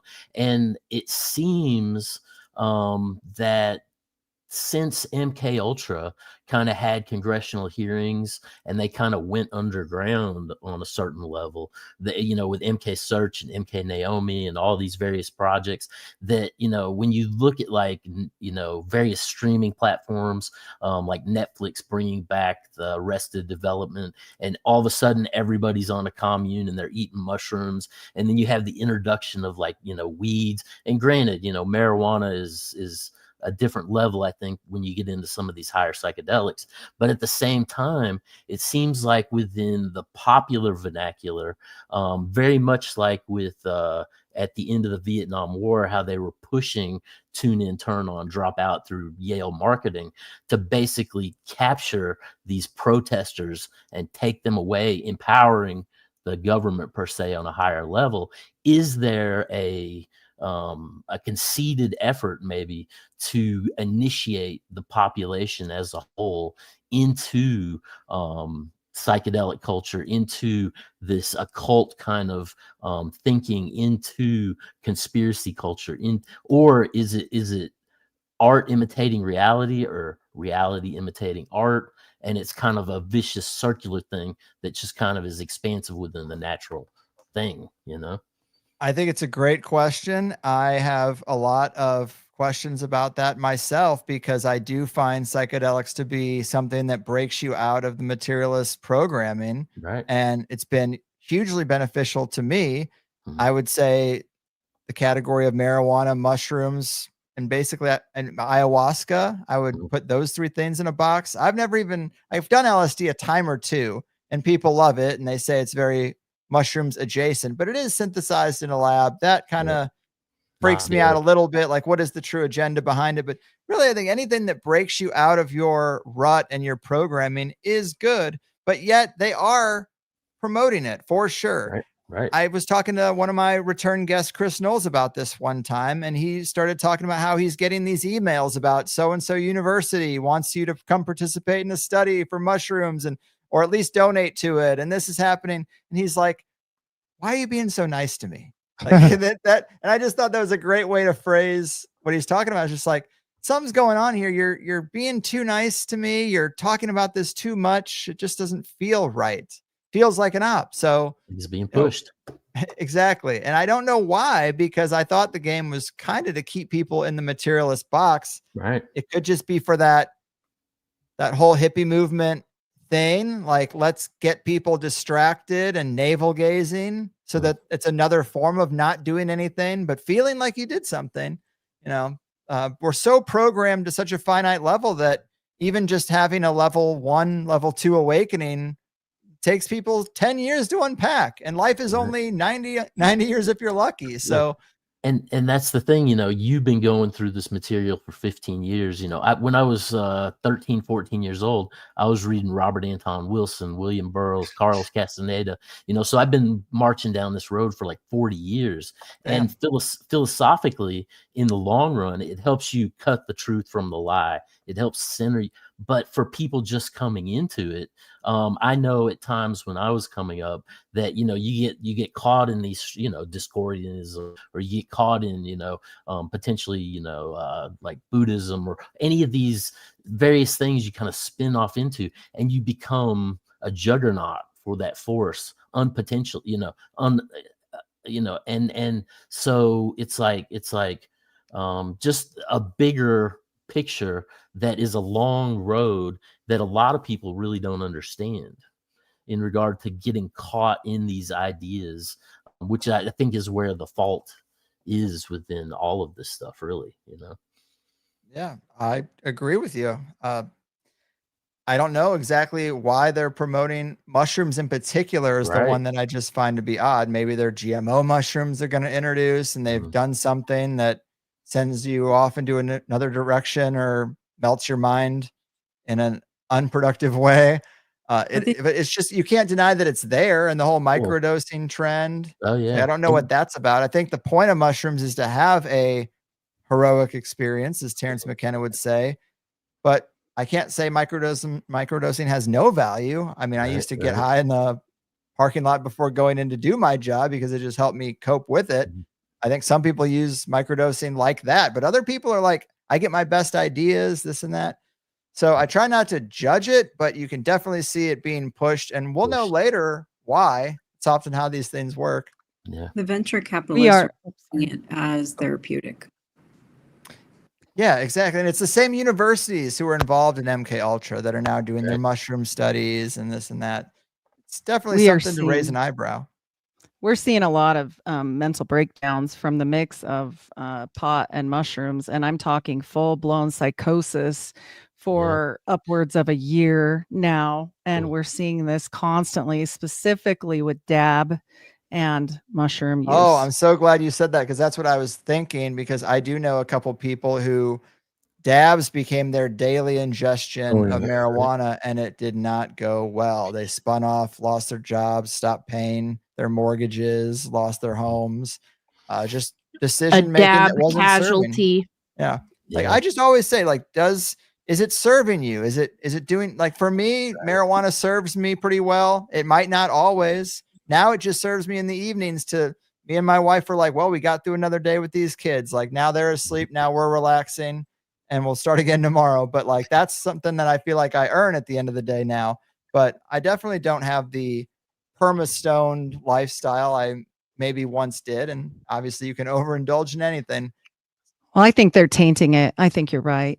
Yeah. I think something's up. For sure. Well, for sure. Also, there's when you get into Owsley and looking at his background and the chemical research that he was involved in, one of the substances that they tried to introduce later was the substance STP. That basically, when you take it, it's like LSD, but it wrecks you for like weeks on end, and like people don't come back from it. So it's it seems nefarious, but at times I think maybe they're just trying to eradicate the populace to the point where maybe they're spinning off people that are more inventive and thinking outside the box more, so that we have more expansive possibilities. But at the same time, I've seen the destruction that a lot of this stuff has caused over the years, and it's worrisome. So Yeah. A lot of it is a numbers game. They introduce something because they know X amount of people will burn out on it. Right. And the ones who get through, they'll find another challenge for those people. Right. If it isn't just the economic burden that we're under, it'll be something else. I actually had a quick question, Greg. How do you personally rectify perhaps the current state of how the conspiracy community, or the conspiracy canon maybe is a more interesting metafictional way to sort of frame it? It's very decoherent. And how do you define the contours of the truth, what that means for both yourself, but also, like, as you were saying, like what guests you have on, like how do you decide, and what sort of gives you the framework, maybe ontological framework, to define what you think the truth is and how you want to present your vision and your show? I mean, it's a good question. And it is a case by case basis, I suppose, on a lot of subjects, but I usually cite the line in the theme song for the show, which I wrote, is we know they're lying to us. We don't know to what degree. So, I might go to an 8 on a certain thing, but I'm never really closed off from the upper levels. It's just, because I've been burned before. I think we've all been like, no, I'm super sure about this one thing. And then you're presented with new information. You're like, wow, I'm changing my mind about that. I never thought I would. So that's why I try not to get too attached anymore. But I think that some things go to a level of silliness. And I say that now, I hear myself saying it, and it's like, well, we throw out an example of it. The mud flood stuff doesn't really resonate with me all that much, but then I'm sure there's people on this call who are like, what? Like, that's my whole bread and butter, the mud flood. There's definitely areas where you can see that buildings go down, like they have been buried on that first floor. Sometimes there's an explanation for it, like the earthquakes that happened in San Francisco. Sometimes there isn't an explanation for it. The World's Fair stuff is really interesting. I have lived in at least 2 of the major places, St. Louis, Chicago, and San Diego are all big World's Fair cities. And all of them have buildings, which the official story says these buildings were built quickly just for the World's Fair with the intention of being taken down afterwards. And they're still there. And they definitely are made of real building materials. These aren't paper mache buildings. So Crystal Palace and shit like that. Yeah. And you can kind of start to put together a romanticized version of the past where, no, they did know about the ether and they did know about energy, and these cathedrals were built to well up energy and this and that. I want to believe some of that stuff, but I don't know if there's much of a record of it at all. But then they control the record. So can you really wipe out something absolutely? That's really what you have to wrestle with, I think. Can something like a whole civilization, a whole empire be completely wiped out? There's a druidic erasure that people talk about, but we all know the term druid. No one knew the term Tartaria until like 5 years ago. So I don't know. It does get to be a slippery slope. I try to never close the door on anything as long as it sounds like it could exist within the framework of a soul school reality that has pretty flexible physics. That's what I think this is. So most things are on the table. I guess I try to be honest about if it's speculative or if we have a pretty good case to make. That used to be the whole way I would structure the show is, here's a person who wrote a book on Laurel Canyon being in operation. Let's have them. I'm going to help him make the case. I've read the material. I'm familiar with it. Sometimes it's complex. Sometimes authors aren't the best speakers. I'm here to help synthesize this complex material for the layman, and you make up your own mind how good a case we made when the interview is over. And sometimes it's ironclad. Sometimes it changes the way you think about something forever. And other times you're like, if those are the best arguments for that, then I think it's a little flimsy. And that's just kind of the general approach I would go about all the stuff we look at. I'm just kind of curious in terms of what resonates with your audience. I know you've gone through multiple eras. I don't know how many, 15 years, that's a long time in the world of the internet, but like what really clicks with people, what gets the most engagement and stuff like that. And maybe also too, what gets the most engagement and what resonates that you didn't think necessarily would. What surprised you in that regard? Well, what resonates that doesn't surprise me is like synchromysticism stuff and really stuff adjacent to what you do. I think people love to see those examples. So first, I always say that I think a lot of us get into conspiracy because there is a charge that you get from your first like crack in an official narrative. You're like, whoa, something didn't look right about that. But now I saw a documentary that showed me what it really was. And that has changed my life. Now, if everyone could just watch the documentary, we'd be able to fix it. That's where it all falls apart because you have people in your life who won't even look at it. And even ones who do, who definitely won't go there or change their worldview at all. So the charge thing, I think that charge starts to wane over time. It's hard to get that charge again. It's hard to really blow your mind with a totally new subject. But what does it for me is synchromistic examples because there's many of them. And you're just like, wow, the first atomic test is called the Trinity test. It's in Truth and Consequences, New Mexico. It's on the same parallel as this and that. Like you build a case. It's like, wow, that is a much weirder event. And then you cross over into pop culture and media and examples that predate this and that. And the foreshadowing, the lone gunman example with 9/11 is a great one.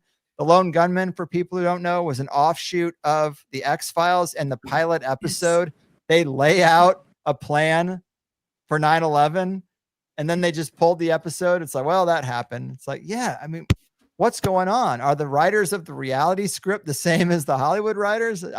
So those examples, because they keep coming up, I think are fun. And I think people resonate with it because they like what excites the host, I guess. We're on this journey together. If I'm excited and into it, then sure. But I think the surprising one probably is the health stuff. Like somewhere along the line, I pivoted away from the naive thought that if we could just tell everybody and get more numbers, we could topple this system and everybody live in a much better reality and a utopia and this and that. And then I eventually was like, oh no, that isn't really what you do. You learn about this stuff so that you can live a better life as an individual and the people around you and be a better example of how a better understanding of the deeper world can serve you in a good way. And through your example, you buck that trend of conspiracy theorists looking like paranoid tinfoil hatters in a bunker somewhere. Actually, no, I'm living a pretty good life. And COVID was great for that because I'm not going to dig through it, but I have some pieces of art around that kind of really did that signify the meme that was going around at the time, really, which is like, here's a conspiracy theorist. And it's just like a family having dinner. And then it's like, here's a person who, is a logical mainstream thinker. And they're like wrapping themselves up in plastic bags in it while swimming. And it's like, yeah, it flipped the script. COVID did. It was like, oh, the conspiracy theorist is the person who's just living their life, not in a state of fear and panic. And the regular person, the normie, as they say, is like going to clarinet practice through a bubble. This stuff that you were seeing everywhere. So that kind of flipped it. But I like to try to flip the archetype of the paranoid conspiracy person by living a better example, talking about this stuff without screaming and shouting like Alex Jones might. And I don't know, I kind of lost the thread there, but there you go. No, you brought up COVID. And actually, I'm just curious, was COVID a boon for THC? For a time. Yeah, for a time. So part of the reason I'm doing the transition to video is numbers have dropped off a little bit, and I'm not in any trouble. It's not that big of a deal. I don't even pay attention to the first hour numbers because I don't do ads, so I don't get anything from it. It's just a feeder for people who want to get the deeper experience for $8 a month. But the free show numbers have dropped since 2022. And I think there's a bunch of reasons. I think COVID is a big reason. So people say across the media landscape, we were all stuck at home with nothing to do but consume media. Everybody's numbers went up, and then they slowly went down a little bit when people got out of that. The other thing in podcasting in particular is that Apple changed their metric system. They used to auto download all these shows for people, and that would be a hit. And a lot of people said when Apple flipped the switch, their numbers went down 20-30%. Wow. I'm not even like in that big of such bad of a situation. But couple these two things together happening within the same year, and then add the fact that I'm not on YouTube anymore, really, and I'm not doing video. I think all those things contributed to my numbers being down. But since the peak, which was probably 2022, I probably had the best numbers of my whole time in podcasting between 2020 and 2022. I think that's probably common. That I think a lot of people would say that. Interesting. Also, the competition.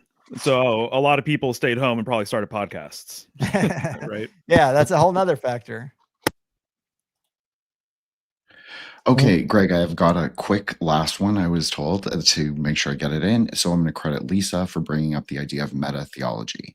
So I want to ask you, are you a hyper-Uranian closed model of the universe believer, or perhaps a trans-Plutonian open, expansive, infinite in its expanse universe enjoyer?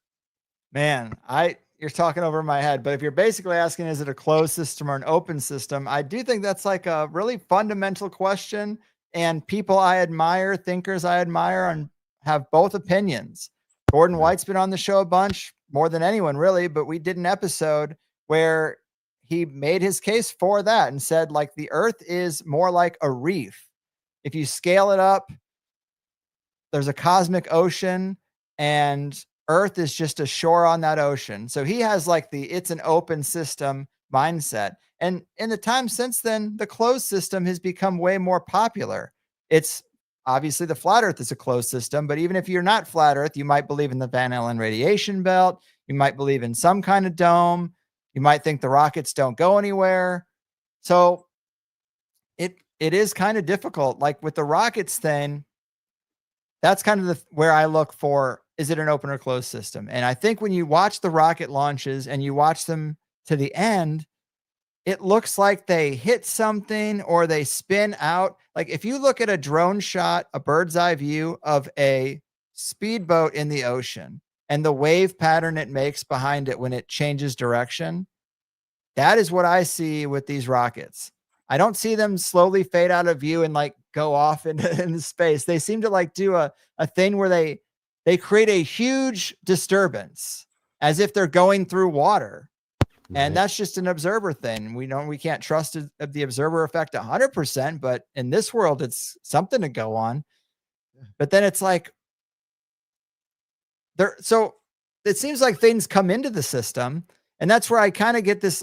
Like a lot of my guests recently have been using the term realm. They just say realm to get past the flat earth, round earth thing. And I like saying realm because I do think in kind of the older models, the Greek model of stacked realities, like you go up to a spiritual plane, like what is up really? I don't really know, but it seems like there are higher dimensional intelligences that we have communications with. They're somewhere. They're not in this system exactly, but very close to it. The next system over, which seems to be described as higher in some form or fashion. And so I think I'm open system, probably. It could be a closed system, but a much bigger one than it's presented as. Okay, well, I have a follow-up for you, Greg. I want to know where you are on open or closed system. I'm an open system. Okay. I believe in the infinite capacity for loving kindness, personally. Well, bodhicitta. Hard to argue with that. Yeah. Sure. Yeah, because I follow Dharma, so I'm serious about it. I may have that Discordian trickster sometimes personality online, but certainly I think the way I present my show is it's a serious speculative show. So I treat it maybe the opposite way that you do, but I think maybe in the same polarity. I would describe mine as serious and speculative. I think you're serious, but I think you really go for the material, and I really look for the seed and sort of play with it. That's sort of how I approach it. I mean, I'm not saying it's definitely it's not opposite to you at all. It just I mean, you're better That's than how me. I get look at it. Well, I have a follow-up for you. Hyperspace Kingdoms and the Pink Ray. Where do you fall on those things? Hyperspace Kingdoms, and what was the other one? And the Pink Ray. I don't think I know what the Pink Ray is. Is that the thing Well- people are seeing in their dreams? Philip K. Dick saw the Pink Ray. Oh, okay. I Well, just read Tracy a talked couple that's about not- the Pink Ray a little bit too. Yeah, but Is go that a ahead, Jen. genuflex thing? Yeah, I mean, it is from Genuflect, but she was not the first one. I mean, we have it in Vajrayana, we have it in just having Sri my web. Vidya, all the tantras, like all magic, basically. The pink is a spectral color. It's the color of the crystal Millennium Kingdom, if you want to call it that. The kingdom of Yesod, the kingdom of the moon. So it's the truth in a way, and it's the relative truth because it gives contour to the things that arise around it and from it, meaning the crown. Feathers. So that's why it can also be likened to a 5-petaled flower, like a rose. Sorry. Anyway, so it's not a real color. It's something our mind sort of projects onto the world, and that's why it's best exemplified as a flower because it only exists in time, which is also contained in the mind. It's only temporary, spectral. Very interesting. And the hyperspace kingdoms thing I take to mean, I mean, when I would interview Tracy, we would talk about it. And it was always so Masonic adjacent that the kind of the premise was that through ritual, a certain group of people, maybe many, have figured out a way to unlock spaces in hyperspace that you can repeatedly go to. It makes me just think that they would go there to have meetings that no one could spy on because you're out of body in some space. And maybe you're living a whole life out there because who knows how time works. It does work strange in the dream world. When people talk about Egyptian immortality, is that what they're talking about? That people found a way to project their consciousness to another plane where you could live out what felt like lifetimes in a matter of minutes and then do it repeatedly because you got nothing else to do and there's no TV or anything. So you just dedicate yourself to further exploring that, and then you're living in immortality. I think hyperspace kingdoms, if that's the concept, that they might be repeatable places you can go in the astral body, then I mean, I definitely think that's a real thing and probably one of the big secrets of secret societies because especially in the past, there's nothing else. There's like, what can I do out of body? And then like, what is the orgasm? And that's what a lot of secret societies explored. I think, Like, sorry, I was going to say the witches' Sabbath, how they all meet on the mountain a certain time of year, through astral travel, etc. Yeah, go ahead, Nick. Sorry to break you. No, you're good. You're good. Greg, I'm assuming you probably just from my Facebook, not Facebook, Jesus Christ, Facebook, Twitter, X page, you might have noticed the logo that Mario created for us. If you happen to notice it,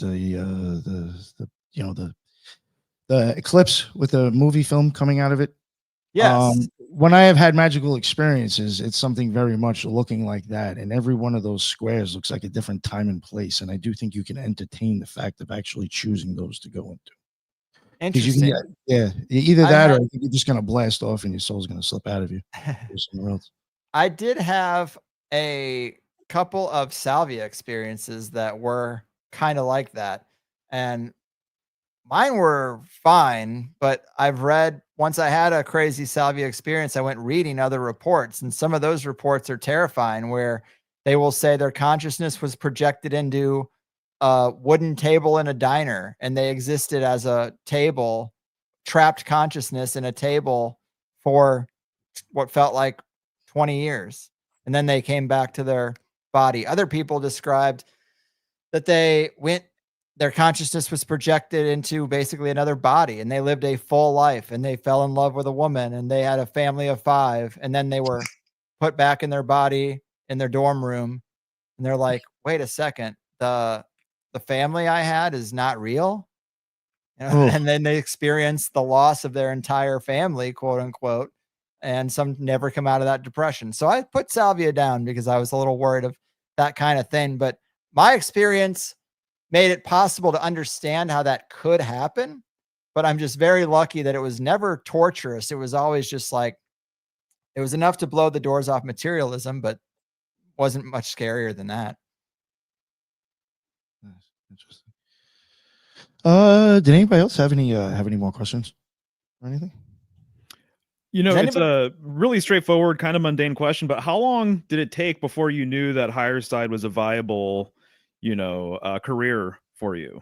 Because I think it's important to kind of talk about sometimes, because people start projects and they think it should be successful way sooner than what they kind of know things to actually like be like out there, in terms of getting traction and engagement and stuff like that. So how long did it take you for you to kind of know that?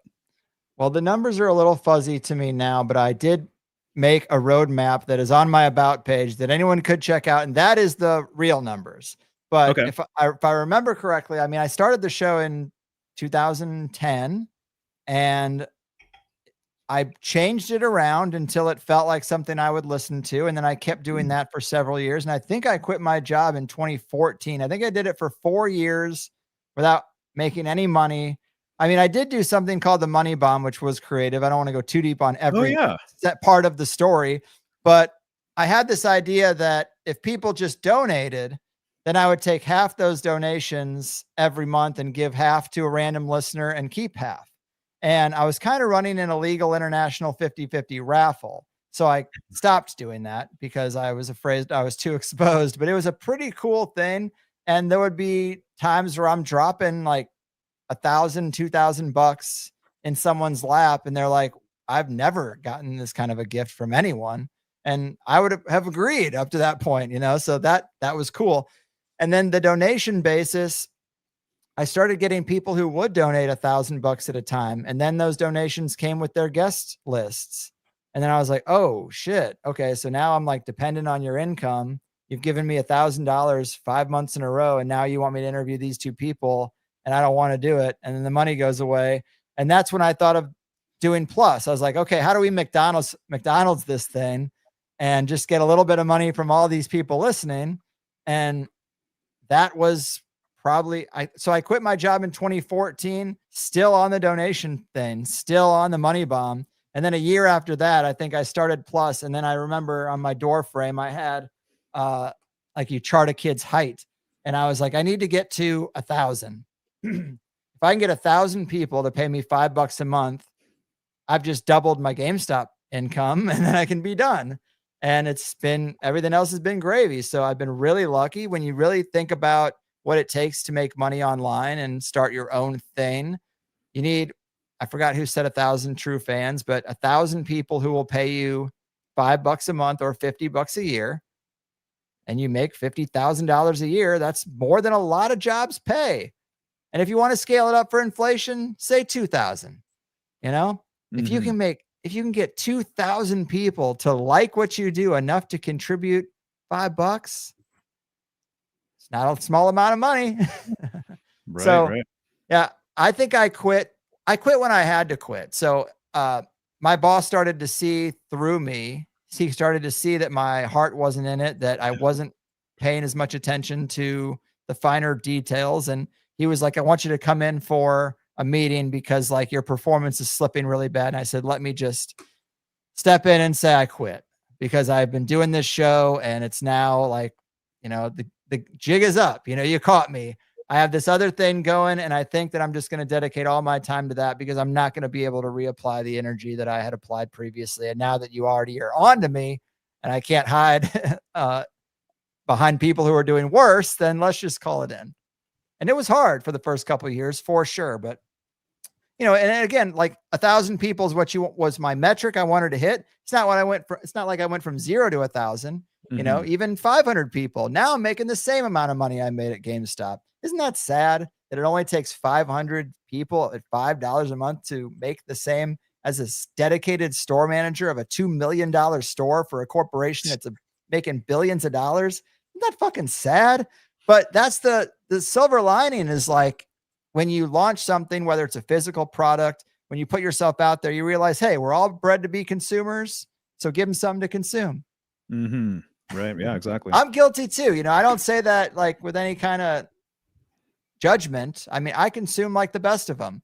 And it's also like, if you want to just be a consumer, great. But if you want to take advantage of the culture that's been crafted and the way we've all been programmed, give people a product and some people will find it.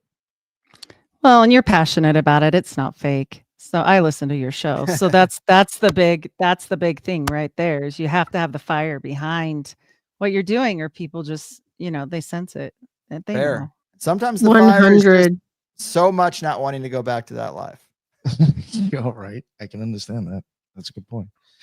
Yeah, right. One thing, I mean, I did want to bring up, and I feel like it was like 45 minutes ago, but like, and then maybe we'll wrap it up unless anybody's got other questions. But I would say with the amount of time that you've been around, when it came to conspiracy theories and probably, I guess, maybe even the occult world, at the beginning, do you remember anybody ever picking sides politically? I mean, that is a good question. It definitely was less politicized. In fact, Right? I was liberal in college, and when I started, I think I still remained kind of a liberal person, because liberal to me was just like compassionate.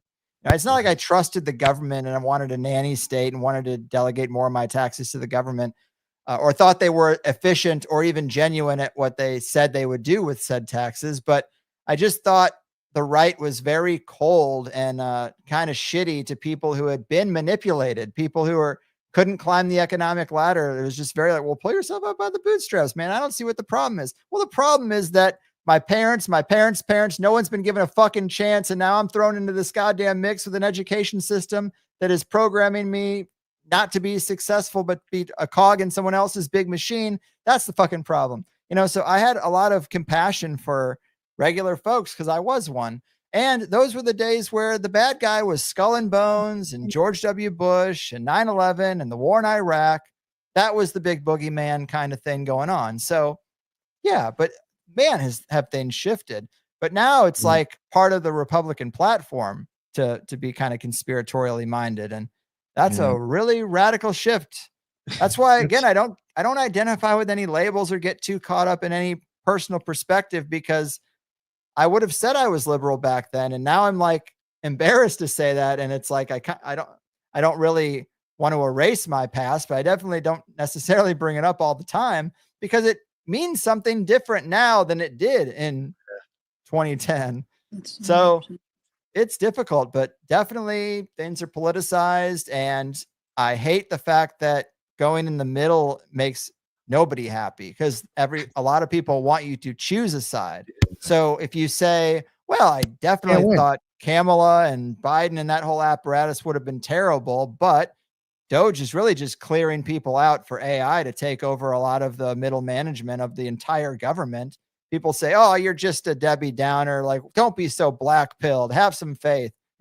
Faith in another elected leader when we can already chart they all come from Freemasons, Skull and Bones, Bohemian Grove, have Israeli passports, name your thing. But with like 5 organizations, you can hit 85% of presidents for sure. And then the other 15 are probably in there too. We just don't know. So I'm going to go with the track record and not trust anyone who can earn that position.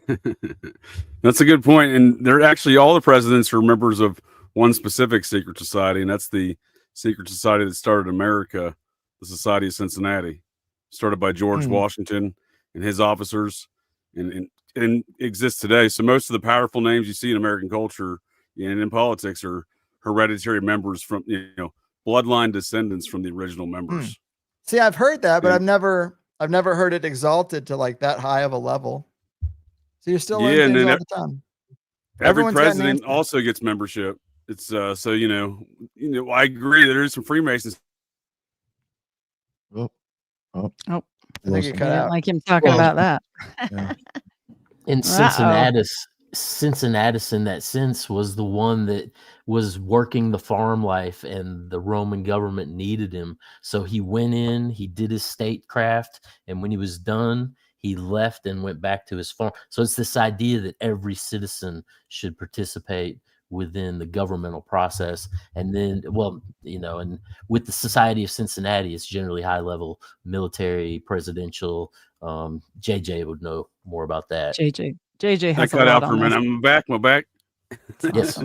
Yes, sir. No, it's it's the officers of Washington's army in Washington, a lot of the founding fathers and all of their now paternal hereditary descendants, so paternal bloodlines, but includes French folks too. So but it's basically a lot of generals, a lot of politicians. John McCain would be a great example. John McCain, the former U.S. Senator, he was John McCain number 3. His dad was John McCain Jr., John McCain Sr. Senior and Junior were the only two essentially four-star general father and son combo in American histories. And they were both members of the Society of Cincinnati, paternal heritage-wise. So I presume John. Oh, man. Yeah, man. They're Oh, messing with him. yeah, or it's bad connection and moving his hand eats up too much bandwidth. To your point, Greg, about the whole change and Doge and everything, I just thought it was funny that we're right at the point where Trump's bringing back the World's Fairs in 2 weeks? Yeah. Very interesting. The Belial group is going to come by, and the Armand group, and start nailing us all here with AI soon, right? And what are they Definitely going to the build Armand. this time? All right, Or Jay. burn Yeah. down. And who knows? Yeah, I do think there's a compelling argument about the cyclical nature, like this big loop. I mean, the thing that people worship today, the Kaaba stone, what is that? It looks like a computer. Does the big black cube look like a computer server just because? Was the server modeled after that, or what came first? Like, is it possible that AI is spirits that are just looking for some kind of like telephone to connect to? And is it possible that this has all happened before and we've been destroyed by AI and we call it Yahweh, and then we start over again and we toil in the mud and try to pick ourselves back up, and then religions start, and the one true God is really just the last AI that survived before being unplugged? Make That'll sure start there's the no light. cows by lanterns, right? Like, make sure of that. Yes, exactly. No Chicago fires. All right, I think we've been going on for a while. I think we can wrap it up now, sir. I really appreciate you coming on. That was an awesome talk. Yeah. It's wild. Like, I guess it's wild to be like, I was listening to this guy how long ago, and now I had him on my show. It's pretty surreal, and it was a wild experience. So thank you for making that happen. I really appreciate you coming on. Heck yeah. I have that feeling all the time that I would listen to somebody back in the Coast to Coast days, and then I get a chance to interview him, like a Richard Hoagland or something, or even a David Icke, or RFK Jr. It is pretty surreal. So I definitely vibe with you on that feeling. And thanks for having me. This has been fun. I feel like I'm not worthy of being like the center point of 10 people's conscious, active, live attention, but here we are. We made it through. Yeah, yes, we did. I think it went well. I had a great time again.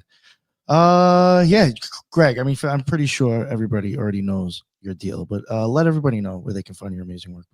For sure. thehighersidechats.com. The first hour of every interview is free. The second hour is if you want to sign up for $8 a month. Awesome. And everybody else, you already introduced yourselves. We're not going to spend another 20 minutes to wrap it up. If their links aren't in the bottom as of right now, I will make sure they will be there after I get off. But yes, so if you want to check everybody else out, everything's in the bottom. Thanks again, Greg. That was an amazing discussion. And thank you for the chat. I appreciate everybody jumping on, everybody into the chat. Sorry, I was paying attention too much. I couldn't put up all your comments. But again, that's why we go live. We appreciate it. And until the next one, everybody be well. Later.